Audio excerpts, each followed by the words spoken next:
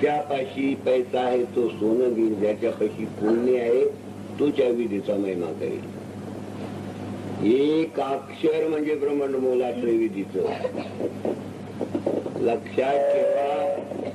विद्वानाला दाखवा, भविष्यवानाला दाखवा, कोणी चर्चा करायची ही विधी कशी आहे. ही विधी म्हणजे बाबांनी काय थोतांड नाही मांडलं, बाबाचं कवित्व नाही केलं, जगातलं वर्णन नाही केलं. जे पुरातन अमृतमय रूप आणणारे गीता, भागवत, वेद, शास्त्र याच्यातून जसं टाकातून लोणी काढलाय तसं त्याप्रमाणे या सर्व ग्रंथातून हे सार काढलाय.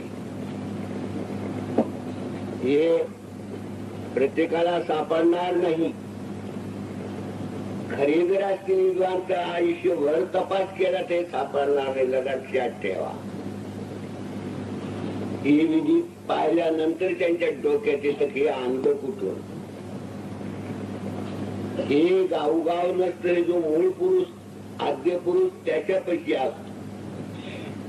त्या घरात गेला म्हणजे त्या घरातला जो व्यवहार असतो तो त्यांना संतांना त्या येशू योगाला माहित असतो. म्हणून त्या वस्तू त्यांच्यात आल्या आणि त्या पार्वतीच्या रूपाने आपल्या जगात आल्या.